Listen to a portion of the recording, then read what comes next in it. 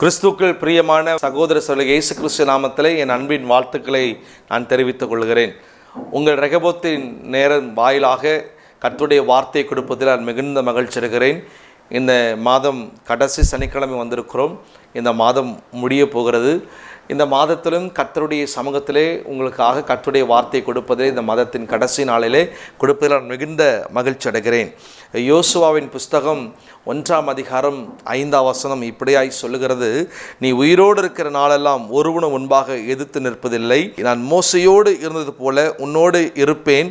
நான் உன்னை விட்டு விலகுவதுமில்லை, உன்னை கைவிடுவதுமில்லை என்று ஆண்டவர் இந்த மாதத்தின் கடைசி சனிக்கிழமை உங்களோடு பேசி கொண்டிருக்கிறார். நீ உயிரோடு இருக்கிற நாளெல்லாம் ஒருவனும் உனக்கு முன்பாக எதிர்த்து நிற்க முடியாது. ஒருவேளை உன்னுடைய வீட்டு பக்கத்தில், எதிர் வீட்டில், உங்களுடைய வீட்டுக்குள்ளே நிறைய சத்துருக்கள் எழும்பலாம்.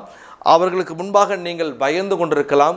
ஒருவேளை அவர்களை பார்க்கும் பொழுது நான் எப்படி இந்த மனுஷர்களை நான் கடந்து போவேன், இந்த மனுஷனுடைய முகத்தில் எப்பொழுது நான் இவர்களை பார்க்கும் பொழுது எனக்கு எவ்விதமான தோன்றுகிறது என்று சொல்லி நீங்கள் பயந்து கொண்டிருக்கலாம். ஆனால் ஆண்டவருடைய வார்த்தை சொல்லுகிறது, நீங்கள் பர்டிகுலராக இந்த வார்த்தையை கேட்குற நீங்கள், பர்டிகுலராக இந்த வார்த்தையை நம்புகிற நீங்கள் உயிரோடு இருக்கிற நாளெல்லாம் உங்களுக்கு முன்பாக ஒருவரும் எதிர்த்து நிற்க முடியாது. எவ்வளோ பெரிய ஆட்களாக இருக்கலாம், ஒருவேளை அவர்கள் பணம் படைத்தவர்களாக இருக்கலாம், ஆள் பலம் உள்ளவர்களாக இருக்கலாம், ஒருவேளை அதிகாரத்தில் இருக்கலாம், ஒருவேளை உங்களை விட அவங்க ஏதோ ஒரு வகையில் உயர்ந்தவர்கள் நீங்கள் எண்ணிக்கொண்டிருக்கலாம். ஆனால் அவர்களெல்லாம் பார்க்கிலும் உங்களுக்குள்ள இருக்கிற தேவன் மிகவும் பெரியவர்.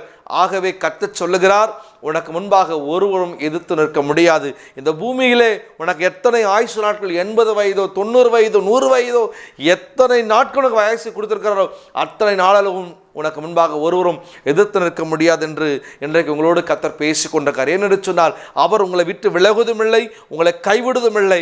அவர் உங்களோடு கூட இருக்கிறபடினால் நீங்கள் பயப்பட வேண்டாம். கர்த்தர் பெரிய காரியம் செய்வார். இன்றைக்கு இது வாக்குத்தத்தம் மட்டுமல்ல, தீர்க்கதரிசனம் எண்ணுங்கள். நீங்கள் தேவனுடைய சமூகத்தில் வருகிற வார்த்தை உங்கள் முன்பாக ஒருவரும் எதிர்த்து நிற்க முடியாது. ஹல்லேலூயா. யோசுவாக்கு இந்த வார்த்தையை கர்த்தர் கொடுக்கிறார். யோசுவா அந்த நாட்களிலே ஊழியத்தை தொடக்கம், ஊழியத்தினுடைய பாதை அவனை கொண்டு போகும் பொழுது மோசே மரித்து விடுகிறான். மோசே மரித்த பிறகு யோசுவாக்கு ஒரே பயம், கலக்கம். இஸ்ரவேல் ஜனங்கள், மூப்பர்கள் ஐயோ என்று சொல்லி அவன் பதற்றத்தில் இருக்கும் பொழுது கர்த்தருடைய வார்த்தை சொல்லுகிறது, நான் உன்னை விட்டு விலகுவதுமில்லை, உன்னை கைவிடுவதுமில்லை. யோசுவா, நீ பயப்படாத, உன்னோடு கூட இருக்க. இன்றைக்கி அநேக யோசுவாக்கள் நீங்கள் இருக்கலாம். அநேக யோசுவா போல நீங்கள் ஒரு குழப்பத்தில் இருக்கலாம். இந்த ஜனங்களை, என் குடும்பத்தை, இந்த கம்பெனி, இந்த நிர்வாகத்தை நான் எப்படி நடத்துவேன் என்று சொல்லி பயப்படாதீங்க. உங்களோடு இருக்கிறவர் பெரியவர். அவர் உங்களை நடத்தி கொண்டு போவார். அவர் பெரிய காரியம் செய்வார். நீங்கள் பயப்பட வேண்டாம். யோசுவா யார் என்பதை ஒரு 4 காரியங்களை நான் சொல்லுகிறேன். மோசையோடு கூட இருந்தவன் யோசுவா, நுனியின் குமாரனாகிய யோசுவா, மோசையின் ஊழியக்காரனாக யோசுவா, 2 வேவுக்காரில் ஒருவனாக யோசுவா. இந்த யோசுவாவுடைய அந்த ஒரு பார்ட் ஆஃப் கேரக்டர்ஸை பார்க்கும் பொழுது 4 விதமான பார்ட் ஆஃப் கேரக்டர் அவன் இருக்கிறான். ஆனாலும் கர்த்தர் அவனை விட்டு விலகவில்லை, கைவிடவில்லை. இன்றைக்கு நீங்கள் ஒருவேளை யாரோடு கூட இருக்கலாம், யாரோ உங்களோடு கூட இருந்து உங்களை எல்லாமே போகலாம், யாருடைய தலைமுறையுடைய பிள்ளையாக இருக்கலாம், அவர்கள் மூலியமாக உங்களுக்கு ஏதோ அற்புதம் நடக்கும் நினைக்கலாம். ஒருவேளை நீங்கள் ஒரு இடத்துல ஊழியக்காரனாக இருக்கலாம், ஒருவேளை நீங்கள் உதவி செய்கிறவர்களாக இருக்கலாம். எப்படியாப்பட்டலாம் இருந்தாலும் ஆண்டவர் சொல்லுகிறார், நான் உன்னை விட்டு விலகுவதுமில்லை, உன்னை கைவிடுவதுமில்லை. மோசே மரித்த பிறகு யோசுவா மூலியமாக இஸ்ரவேல் ஜனங்களை வழிநடத்தி கானானுக்குள்ளே போக வேண்டும். ஆனால் மோசே கானானுக்குள் போகவில்லை, யோசுவா கானானுக்குள்ளே போகிறதை பார்க்க முடியும். யோசுவா கானானை சுதந்தரித்தார் என்று வேதம் சொல்கிறது. யோசுவா வெற்றி பெற்ற வாழ்க்கை வாழ்ந்தான் என்று வேதம் சொல்கிறது. யோசுவா வெற்றி பெற்றதின் ரகசியம் என்ன தெரியுமா? யோசுவா போல நாம் எப்படியும் வெற்றி பெற முடியும் என்று ஒரு வாழ்க்கையிலே நாம் தேவனுக்கு முன்பாக நிற்கிறவர்களாக நாம் காணப்பட வேண்டும். ஹல்லேலூயா, ஹல்லேலூயா. ஆண்டவராகிய தேவனுடைய நாமத்தில் வாழ்த்துகிறேன். இன்றைக்கு இந்த வார்த்தையின் வழியாக கர்த்தர் சொல்கிறார், உங்களுக்கு முன்பாக ஒருவர் எதிர்த்து நிற்க முடியாது. நீங்கள் தேவனுடைய நாமத்தினாலே நீங்கள் தைரியமாக இருங்கள். தேவன் உங்களோடு கூட இருக்கிறார். எந்த மந்திரங்களோ பிள்ளி சூனியமோ அல்லது இந்த மாதத்தின் கடைசி தருவாயில் வந்து இருக்கிறேன், இந்த மனுஷனாலே, இந்த மனுஷியால எனக்கு இந்த காரியம் நடக்கவில்லை, இவர்கள் எனக்கு ஏதோ ஒரு விஷயம் செஞ்சுட்டாங்க, ஏதோ எனக்கு குறித்து ஏதோ பேசிட்டாங்க, எனக்கு வர வேண்டிய நன்மை நடக்கவில்லை, ஆகவே தான் இன்னைக்கு இந்த பிரச்சனை நினைக்காதீங்க. கர்த்தர் சொல்றாரு, நான் உன்னோடு கூட இருக்கிறேன், நான் உன்னோடு கூட இருக்கிறேன். நீ உயிரோடு இருக்க நாளெல்லாம் உனக்கு முன்பாக யாரும் எதிர்த்து நிற்க முடியாது. நான் மோசையோடு கூட இருந்த தேவன், உன்னோடு கூட இருப்பேன் என்று கர்த்தர் இன்றைக்கு உங்களுக்கு வாக்கு பண்ணுகிறார். உங்கள் தலைமையில் கை வைத்து சொல்கிறார், உங்கள் கைகளை பிடித்து சொல்கிறார், நீங்கள் பயப்படாதிருங்கள், தேவன் உங்களோடு இருக்கிறார். ஹல்லேலூயா. நாம் எப்படி வெற்றி பெற முடியும் என்பதை ஒரு 5 காரியத்தை நான் உங்களோடு கூட பகிர்ந்து கொள்கிறேன். முதலாவதாக, நாம் எல்லாவற்றிலும் முதலாவது கர்த்தருக்கு கீழ்ப்படைய வேண்டும். நாம் எல்லாவற்றிலும் முதலாவது கர்த்தருக்கு கீழ்ப்படைய. யோசுவாவின் புஸ்தகம் 1ஆம் அதிகாரம் 8ஆம் வசனம், 11ஆம் வசனம், 15ஆம் வசனம் இப்படியா சொல்லுது. ஆண்டவருடைய சமூகத்தில் இந்த யோசுவாவுக்கு இது கிடைத்த வார்த்தை, இதில் எழுதியிருக்கிறபடி எல்லாம் நீ செய்ய கவனமாக இருக்கும்படி இரவும் பகலும் அதை தியானித்து கொண்டு இருப்பாயாக. ஆண்டவருடைய சமூகத்தில் நாம் எப்பொழுதும் கர்த்தருக்கு முன்பாக கீழ்ப்படைய வேண்டும். ஆமீன் சொல்லுவோமா? ஹல்லேலூயா. ஆண்டவருக்கு உடைய சமூகத்தில் நாம் எப்பொழுதும் கர்த்தர் முன்பாக நாம் கீழ்ப்படியும். அப்பொழுது யோசுவா போல ஒரு வெற்றி உள்ள ஒரு வாழ்க்கையை பார்க்க முடியும்.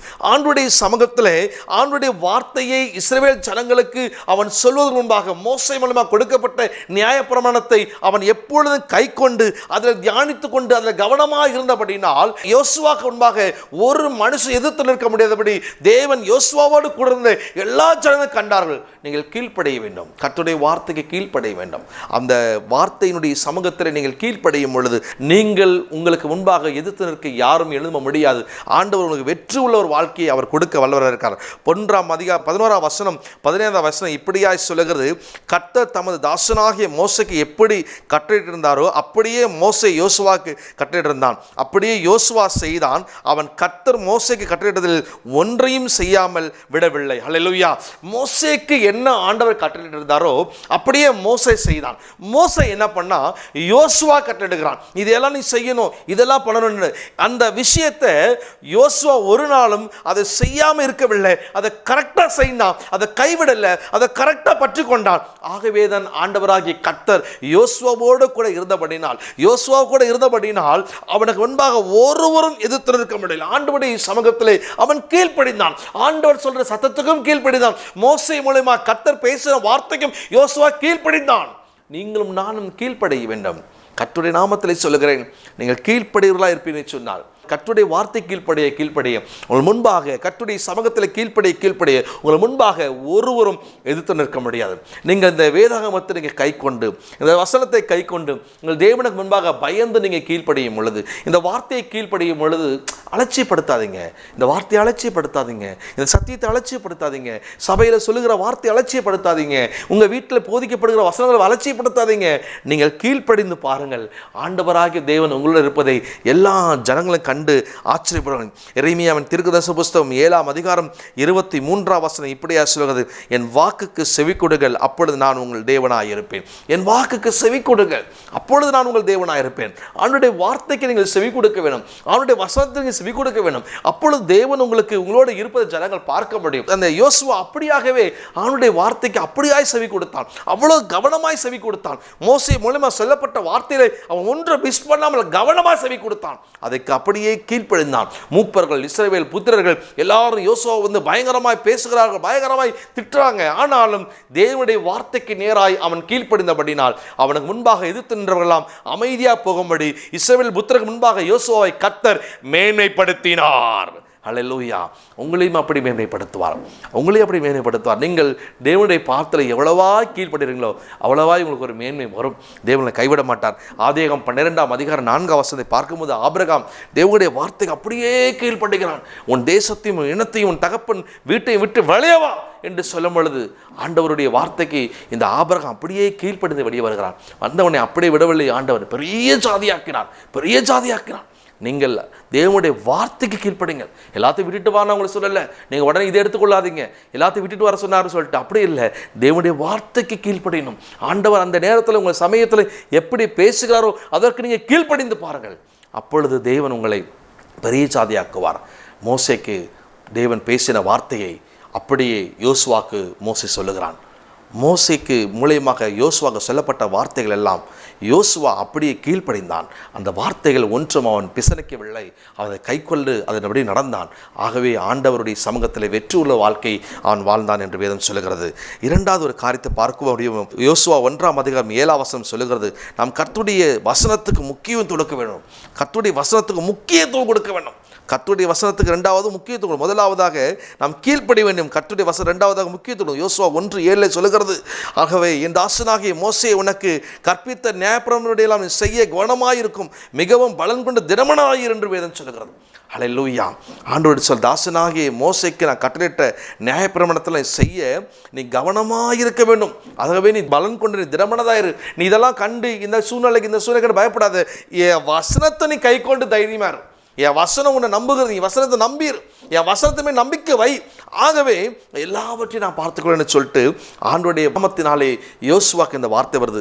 சங்கீதம் 2:3 சொல்லுகிறது, கர்த்தருடைய வேதத்தில் பிரியமாய் இருந்து இரவும் பகலும் வேதத்தில் தியானமாக இருக்கிற மனுஷன் பாக்கியவான். அவன் நீர்க்காரம் ஓரமாய் நடப்பட்டு தன் காலத்தின் கனியை தந்து இலையுதிராய் இருக்கிற மரத்தை போல இருப்பான். அவன் செய்வதெல்லாம் வாக்கியம். ஹல்லேலூயா. இந்த வசனத்தை கைக்கொண்டு, நியாயப்பிரமாணத்தை கைக்கொண்டு இந்த யோசுவா இஸ்ரவேல் ஜனங்கள் மத்தியில் கடந்து போகும் பொழுது அவன் போன காரியமெல்லாம் ஜெயமாய் மாறினது. ஹல்லேலூயா. வசனத்தை கைக்கொண்டு வசனத்தின்படி அவன் நடந்து போக போக போக அவன் காரியமெல்லாம் ஜெயமாய் இருந்தது.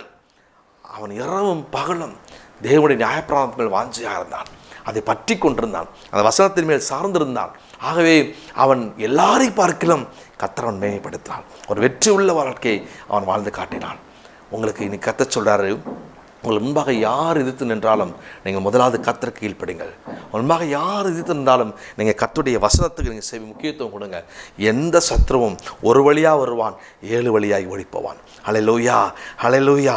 கிறிஸ்துவுக்கு பிரியமானவர்களே, இந்த வார்த்தையை நீங்கள் நம்ப வேண்டும். சங்கீதம் 19 சொல்லுகிறது, கர்த்தருடைய வேதம் குறைவற்றதும் ஆத்மாவை உயிர்ப்பிக்கிறதுமாக இருக்கிறது.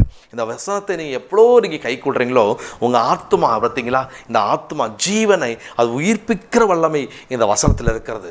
யோசுவாவை அப்படியாக கர்த்தர் உயிர்ப்பித்தார். அவன் பயந்து நடுங்கிக் கொண்டிருக்கிறான். ஜனங்கள் மத்தியில் அவன் நின்று புலம்பிக் கொண்டிருக்கிறான். ஐயோ, இந்த ஜனங்களை எனக்கு முன்பாக இருந்த மோசே என் ஊழியக்காரன் நடத்துறது போல எனக்கு அந்த ஞானம் இல்லை என்று அவன் நின்று கொண்டிருக்கிறான். ஆண்டவராகிய கர்த்தர் சொன்னார், என் வசனத்தினை கை கொண்டு முக்கியத்துவம் கொடுத்து நடப்பா என்று சொன்னால் நான் உன்னை உயிர்ப்பிக்கிற கர்த்தர். இன்றைக்கு இந்த ஜனங்களை நடத்தக்கூடிய அந்த வல்லமையும் கிருபையும் உனக்கு பலனையும் ஞானத்தையும் விவேகத்தையும் நான் கொடுப்பேன். வேதம் சொல்லுகிறது, யோசுவா மேல் கர்த்தருடைய ஞானத்தின் ஆவியானவர் தங்கியிருந்தார். அவன் தேவனுடைய வசனத்தை கை கொண்டபடினால் நீங்களும் தேவனுடைய வசனத்தை கை கொண்டு முக்கியத்துவம் கொடுப்பீங்க என்று சொன்னால் உங்கள் ஆத்மா அவர் உயிர்ப்பிக்கிற தேவனாக இருக்கிறார். ஆண்டவராகிய கிறிஸ்துவுக்குள் பிரியமானவர்களே, ஒருவேளை யார் எதிர்த்து நின்றாலும் பயப்படாதீங்க. எப்படியாப்பட்ட பிரச்சனைகளை கண்டு நீங்கள் பயப்படாதீங்க. ஆண்டவர் உங்களுக்காக யுத்தம் பண்ண போகிறார். ஹல்லேலூயா. இந்த வார்த்தையின்படி சொல்லுகிறேன், யோசுவா கிடைத்த அந்த வெற்றி உள்ள வாழ்க்கை இந்த செய்தியை கேட்கிறவங்க அத்தனை பேருக்கும் கர்த்தர் இன்றைக்கு அதை கொடுக்க போகிறார். நீங்கள் அதை பெற்றுக்கொள்வீர்கள். அப்படியே பெற்றுக்கொள்வீர்கள். வருகிற மாதத்திலே புதிய நாளிலே புதிய ஆசீர்வாதத்தை காணும்படிக்கா இந்த இருக்கிற 3 மாதத்தில் உங்களுக்கு செய்ய வேண்டிய அற்புதத்தை கர்த்தர் நிச்சயமாக செய்து முடிப்பார். நீங்கள் வெட்கப்பட்டு போவதில்லை. எந்த விதமான மனுஷர்கள் எழும்பி வந்தாலும் நீ உயிரோடு இருக்க நாளெல்லாம் உனக்கு முன்பாக ஒருவரும் எதிர்த்து இருக்க முடியாது. ஒருவனை எதிர்த்து நிற்க முடியாது. கர்த்தர் உங்களோடு இருப்பதை ஜனங்கள் காணப்போகிறார்கள். ஹல்லேலூயா. இந்த செய்தியின் வாயிலை கேட்டுக்கொண்டிருக்கும் பொழுது ஒரு தகப்பன் மிகுந்த வேதனையோடு இருக்கிறீங்க, மிகுந்த கண்ணீரோடு இருக்கிறீங்க. ஐயோ, என்னுடைய ரத்த சம்பந்தமான சொந்தமே எனக்கு துரோகம் செய்து விட்டார்கள், அவர் இதெல்லாம் செய்து வைத்து விட்டார்கள், என் பிள்ளைகள் இதெல்லாம் கிடைக்கவில்லை என்று நினைக்காதீங்க. கர்த்தர் சொல்லுகிறார், யோசுவாவை போல நீங்களும் தேவனுடைய சமூகத்தில் கீழ்ப்படிந்து கர்த்தருடைய வார்த்தைக்கு முக்கியத்துவம் கொடுத்து பாருங்க. கர்த்தர் சொல்லுகிறார், உன்னுடைய இனத்தின் மத்தியிலே உனக்கு ஒரு பந்தியை ஆயத்தப்படுத்துவேன். உன் இனத்தின் மத்தியிலே உனக்கு ஒரு பந்தியை ஆயத்தப்படுத்து, உன் பிள்ளைகள் மேல் என் ஆசீர்வாதத்தை நான் வைப்பேன், நீ வெட்கம் அடைவதில்லை என்ற வார்த்தையை கர்த்தர் கொடுக்கிறார். என் அன்பு தகப்பனே, நீ பயப்படாதே, கலங்காதே. யோசுவாவோடு இருந்த தேவன் பெரியவர், உன்னோடு கூட இருக்க வல்லமுள்ள தேவன் இருக்கார். 3வது ஒரு காரியத்தை பார்ப்போம். நாம் கர்த்தருடைய ஆலோசனைப்படி மாத்திரம் நடக்க வேண்டும். யாருடைய ஆலோசனைப்படி? கர்த்தருடைய ஆலோசனைப்படி நடக்க வேண்டும். யோசுவா 6ஆம் அதிகாரம் 2ஆம் வசனத்திலிருந்து 5ஆம் வசனம் இப்படி சொல்லுகிறது. யோசுவா 6ஆம் அதிகாரம் 2ஆம் வசனத்திலிருந்து 5ஆம் வசனம் இப்படி சொல்லுகிறது. அழகான வார்த்தை. யுக்த புருஷராகிய நீங்கள் அனைவரும் பட்டணத்தை சூழ்ந்து ஒரு தரம் சுற்றி வாருங்கள். இப்படி 6 நாள் செய்ய கடவர்கள். 7 ஆசாரிகள் பெட்டுக்கு முன்பாக 7 கொம்புகள் எக்காலங்களை பிடித்து கொண்டு போக வேண்டும். 7ஆம் நாளை பட்டணத்தை 7 தரம் சுற்றி வர கடவர்கள். ஆசாரிகள் எக்காலம் ஊத வேண்டும். ஒரு பெரிய ஒரு ஆலோசனை கொடுக்குறான். எரிகோ பட்டணத்தை எப்படி சுற்றி வரணும்னா, யுக்த புருஷராகிய நீங்கள் பட்டணத்தை சூழ்ந்து ஒரு தரம் சுற்றி வாருங்கள். இப்படி 6 நாள் செய்யணும். ஒரு பெரிய ஒரு ஆலோசனை. நீங்கள் இப்படி இந்த இந்த எரிகோ பட்டணத்தை சுற்றி நீங்கள் 6 நாள் சுற்றி வரும் பொழுது 7 ஆசாரிகள் அந்த பெட்டிக்கு முன்பாக 7 கொம்புகள் எக்காலம் பிடித்து கொண்டு போக வேண்டும்.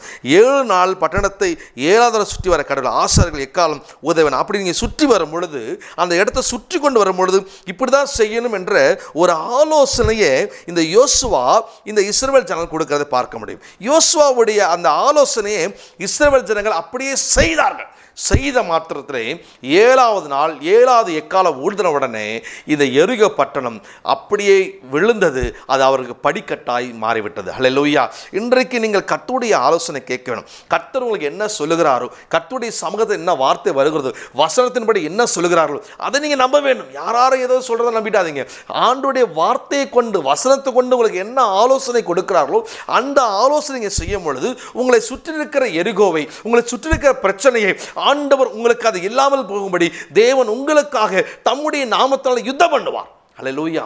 யோசுவா கொடுத்த ஆலோசனை இஸ்ரவேல் ஜனங்களே, உனக்கு என்னப்பா தெரியும், உனக்கு என்ன தெரியும், எங்கள் மோசே காலத்தில் இருந்ததுனால உன் பேச்சை நான் கேட்கணுமா, அப்படி அவங்க யாரும் அசட்டை பண்ணலை. அவருடைய தாழ்மையாய் அந்த இஸ்ரவேல் ஜனங்கள், அந்த ஆசாரியர்கள் அதை யோசுவா சொல்லும் பொழுது அதை கேட்டு அவங்க மதித்து அதன்படி நடந்தபடினாலே அவர்கள் கிடைக்க வேண்டிய வழியை கர்த்தர் உண்டு பண்ணினார். ஹல்லேலூயா.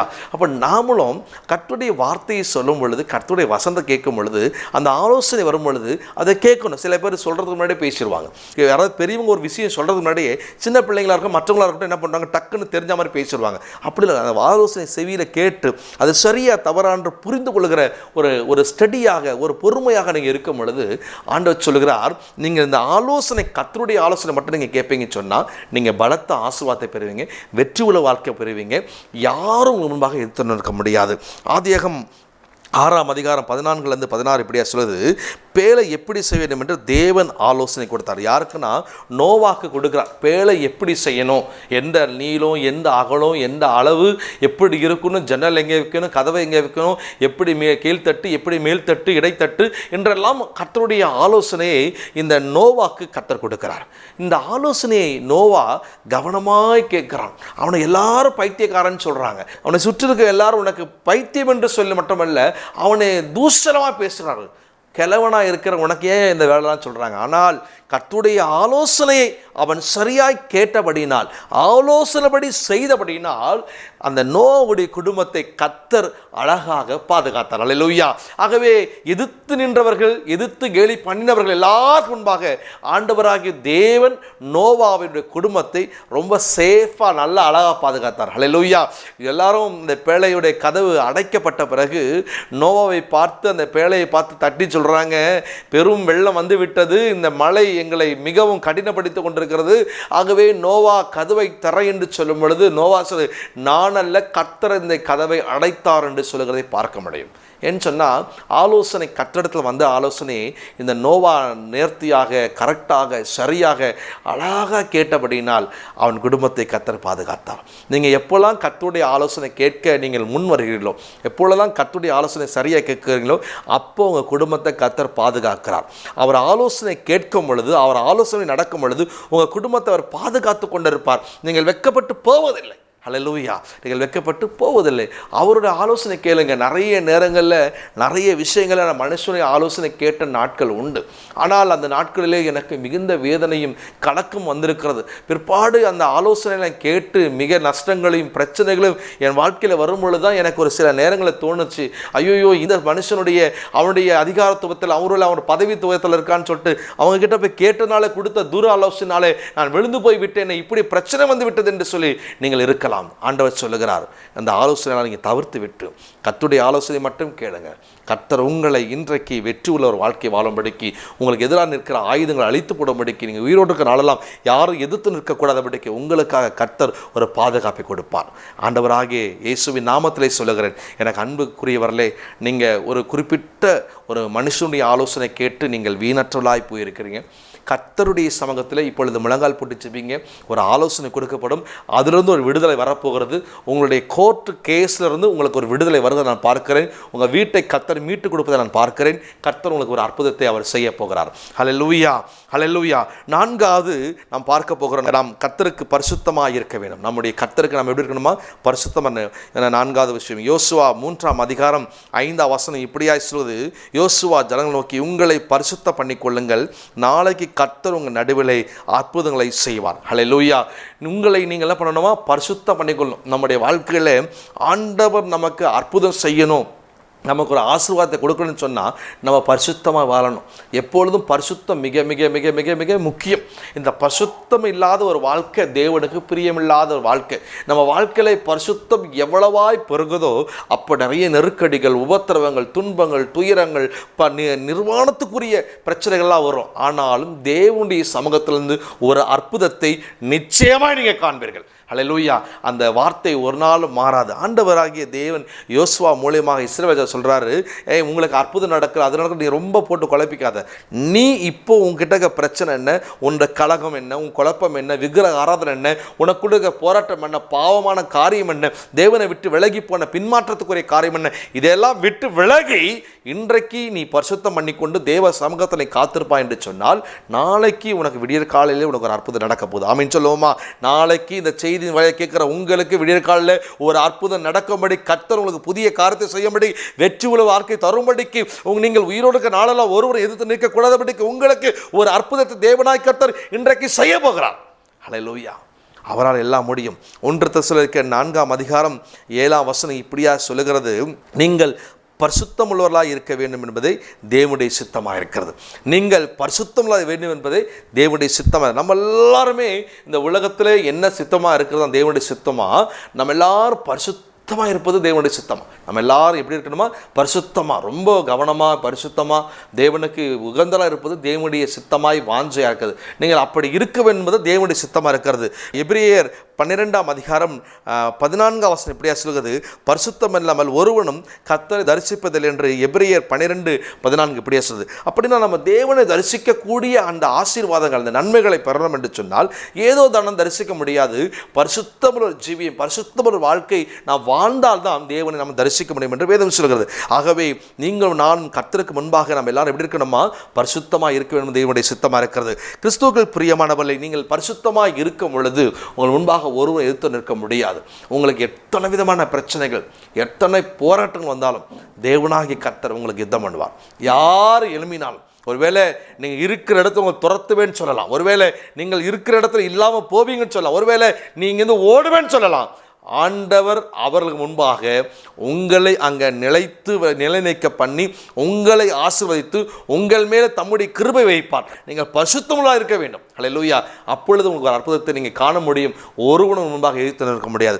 5வது காரியத்தை சொல்லி நான் முடிக்க விரும்புகிறேன். நாம் குடும்பமாய் கர்த்தரை சேவிக்க வேண்டும். எப்படி சேவிக்கணுமா? குடும்பமாய் கர்த்தரை சேவிக்கணும். யோசுவா 24:15 பார்க்கும் பொழுது, நானும் என் வீட்டாரும் என்றால் கர்த்தரையே சேவிப்போம் என்று யோசுவா என்றான். யோசுவாவுடைய வாழ்க்கையில் பாருங்க, நானும் என் வீட்டார், நான் மட்டும் இல்லை ஆண்டவரே, என் குடும்பத்தோடு கூட, என்னுடைய குடும்பத்து நபர்களோடு கூட சேர்ந்து ஆண்டவர் துதிப்பேன். இன்னைக்கு நீங்கள் ஒருவேளை நீங்கள் கிறிஸ்தவர்களாக இருந்து சபைக்கு போய் தேவனை தேடுகளாக இருந்து நீங்கள் குடும்ப ஜெபம் பண்ணாமல் இருப்பீங்கன்னு சொன்னால், எனக்கு பிரியமானவர்களே, இன்றைக்கு ஒரு நீங்கள் தேவனுடைய சமூகத்தை தீர்மானம் பண்ணிக்கொள்ளுங்கள். நான் இனி குடும்ப ஜெபம் பண்ணுவேன், குடும்பத்தோடு இணைந்து ஜெபம் பண்ணுவேன்னு சொல்லுங்க. கர்த்தர் ஒரு பெரிய அற்புதம் உங்களை செய்ய வல்லமுள்ள தேவனாக இருக்கிறார். அப்போஸ்தலர் நடவடிக்கைகள் புஸ்தகம் 10:2 பார்க்கும்போது, கொர்நேலியு என்கின்ற ஒரு மனுஷன் இருக்கிறார். அந்த குடும்பத்தை பார்க்கும் பொழுது அவன் ஜெபிப்பான் குடும்பத்தோடு சேர்ந்து. மற்ற நேரங்களில் மற்ற ஆட்களை அழைப்பித்து அவன் வீட்டில் வைத்து ஜெபிப்பான். அப்படி ஒரு ஜெபம், அப்படின்னா ஒரு குடும்பமாய் சேர்ந்து ஒரு ஜெபிக்கிற ஒரு ஜெபாவி பெற்ற இந்த குரலை பார்க்க முடியும். நீங்களும் நானும் தேவ சமூகத்தில் குடும்பமாய் ஜெபிக்கிறது மிக மிக முக்கியமானது. அப்படி நீங்கள் ஜெபிக்கும் பொழுது தேவனுடைய சமூகத்தில் உங்கள் குடும்பம் பாதுகாக்கப்படும் பொழுது, பாதுகாப்பு உண்டாகும் பொழுது ஒருவனும் உங்களை முன்பாக எடுத்துரைக்க முடியாது. நீங்கள் குடும்பமாக ஜெபிக்கும் பொழுது உங்களுக்கு ஒரு பாதுகாப்பு வருது. உங்களை தேவன் சூழ்ந்து கொள்கிறார். தேவனுடைய இரக்கம் உங்களை மூடிக்கொள்கிறது. ஆகவே யாராவது எந்த விஷயத்தை கொண்டு வந்து உங்கள் குடும்பத்தை பிரிக்கணும், உங்களை அழிக்கணும் நினைத்தாலும் அது உங்களை சேதப்படுத்தாமல் அந்த குடும்ப ஜெபம் உங்களை பாதுகாக்கிறதை நீங்கள் பார்க்க முடியும். ஒரு வழியாக வருவார்கள், 7 வழியாக ஓடிப்புவார்கள்.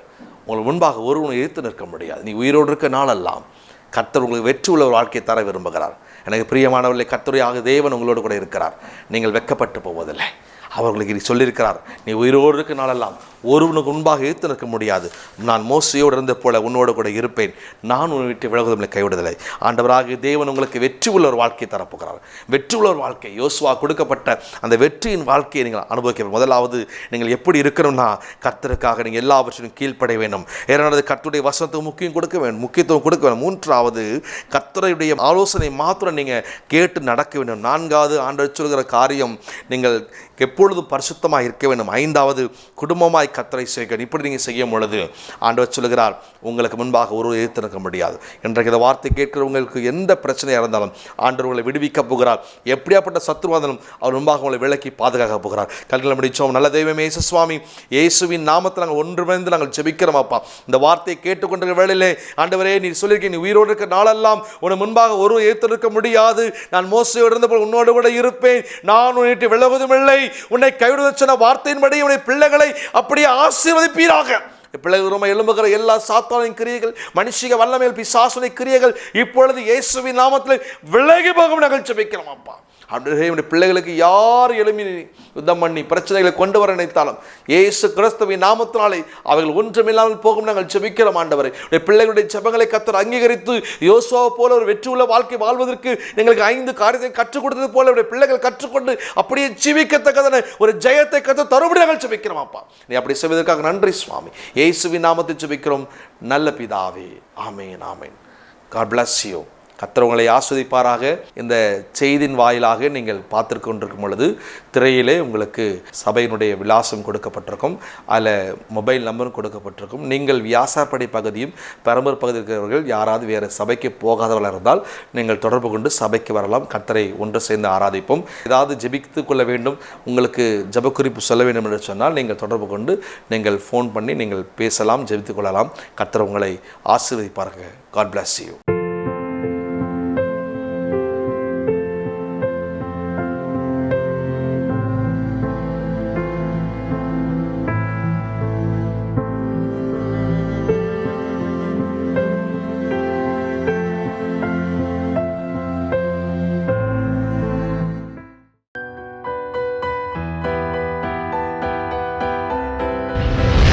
கர்த்தர் உங்களை ஆசீர்வதிப்பாராக.